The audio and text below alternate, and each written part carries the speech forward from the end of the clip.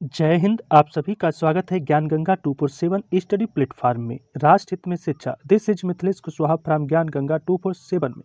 दोस्तों, आज है 16 मार्च और 16 मार्च से जुड़े जितने भी करंट अफेयर्स बन सकते हैं सारे इस वीडियो में डिस्कस करूंगा और प्रत्येक क्वेश्चन से इंपॉर्टेंट फैक्ट भी बताऊंगा।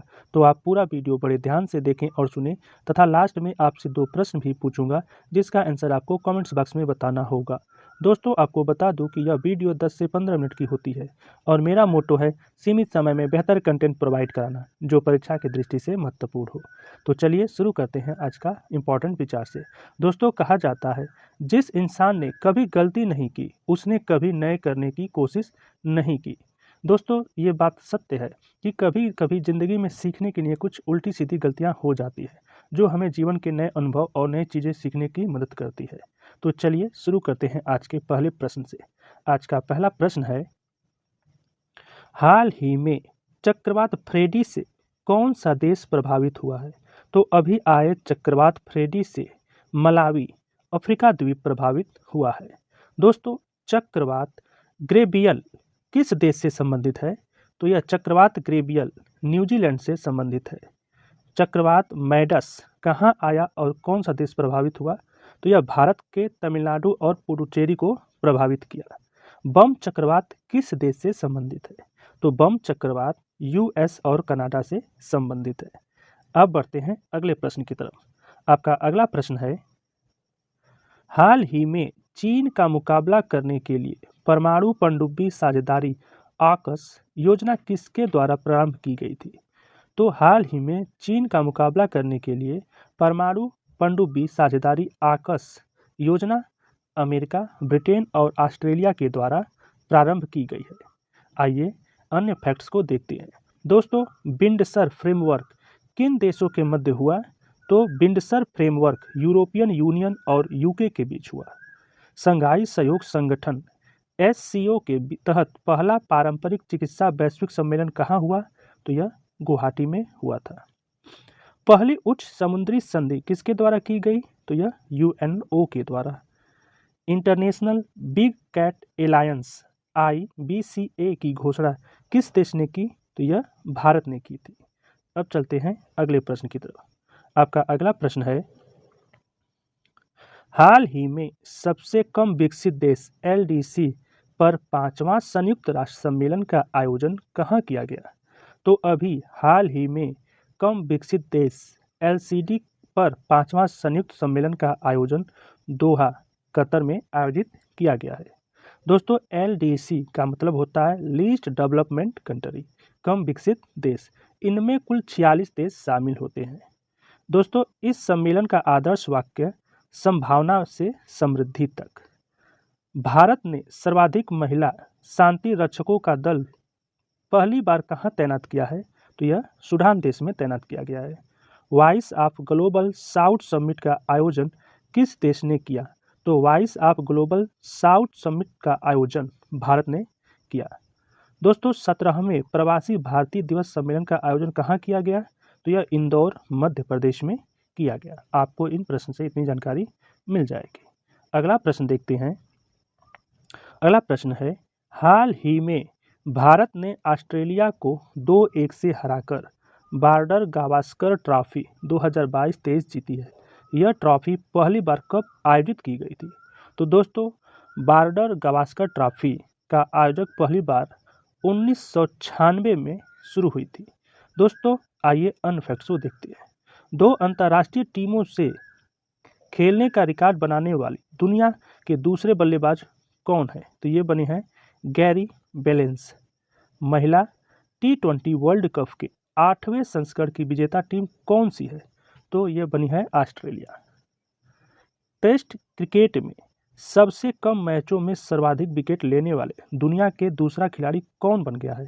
तो ये बने हैं R अश्विनी। अब चलते हैं अगले प्रश्न की तरफ। आपका अगला प्रश्न है, हाल ही में सुपर बग के खिलाफ नए जीवाणु रोधी अणु IITROO 693 की खोज किसने की है? तो अभी सुपर बग के खिलाफ नए जीवाणु अणु IITROO 693 की खोज IIT रुड़की ने की है? आइए अन्य फैक्ट्स को देखते हैं। HIV से ठीक होने वाला दुनिया का तीसरा व्यक्ति कौन है? तो HIV से ठीक होने वाला दुनिया का तीसरा व्यक्ति जर्मन का, जो अस्थि मज्जा प्रत्यारोपण द्वारा संभव हुआ है। डेंगू हेतु किस देश ने पहली DNA वैक्सीन विकसित की है? तो डेंगू हेतु भारत ने पहली DNA वैक्सीन विकसित की है। सूक्ष्म जीव विज्ञान के जनक कौन है? तो सूक्ष्म जीव विज्ञान के जनक है ल्यूनेनहाक। भारत ने फाइलेरिया रोग को कब तक समाप्त करने का लक्ष्य रखा है? तो भारत ने 2027 तक फाइलेरिया का उन्मूलन करने का लक्ष्य रखा है। अब चलते हैं अगले प्रश्न की तरफ। आपका अगला प्रश्न है, हाल ही में नितिन गडकरी ने पहली बार मेथेनॉल से चलने वाली बस कहाँ प्रारंभ की है? तो अभी बेंगलुरु में नितिन गडकरी ने पहली बार मेथेनॉल से चलने वाली बस का शुभारंभ किया है। दोस्तों, भारत की पहली हाइड्रोजन ट्रेन का नाम क्या है? तो यह वंदे मेट्रो। कोराडिया आइलिट सीरियल ट्रेन किस देश की है? तो यह जर्मनी की है। पहली हरित हाइड्रोजन मिश्रित परियोजना कहाँ प्रारंभ की गई? तो यह सूरत, गुजरात में।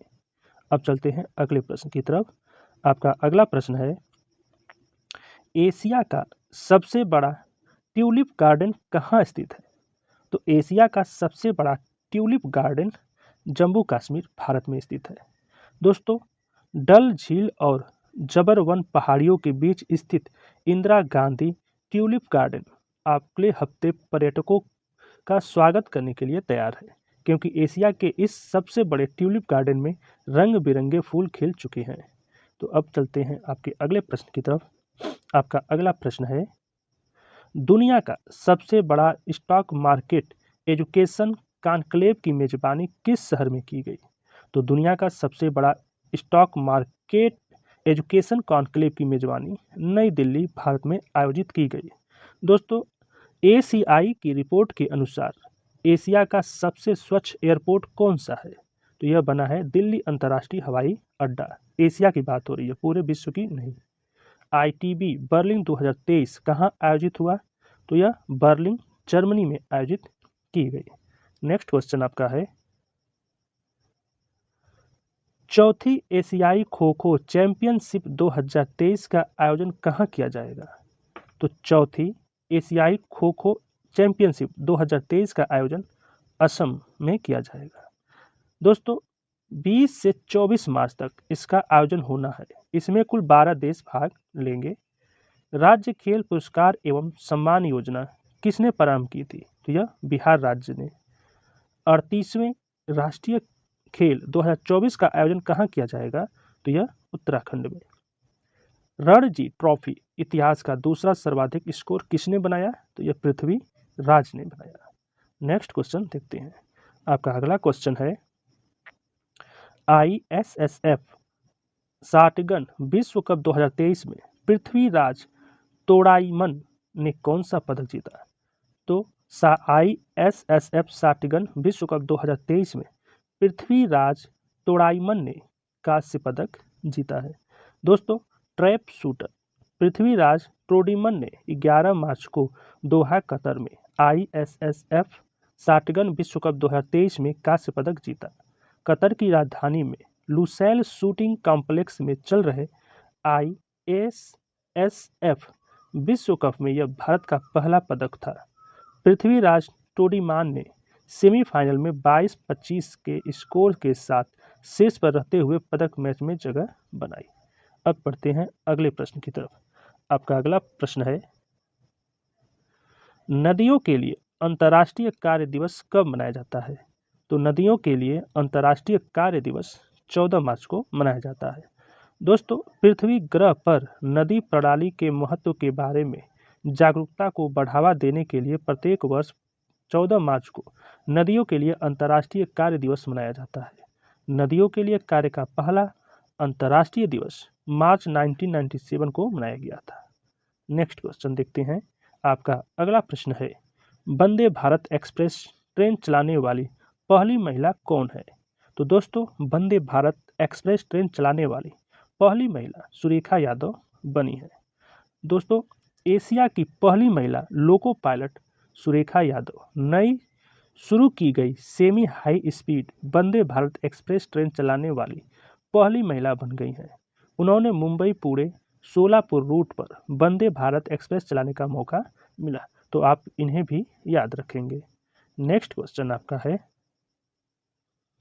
फरवरी महीने के ICC women's player of the month का अवार्ड जीतने वाली एशेल गार्डनर किस देश की खिलाड़ी हैं? तो दोस्तों, ICC women's player of the month का अवार्ड जीतने वाली एशेल गार्डनर ऑस्ट्रेलिया की है।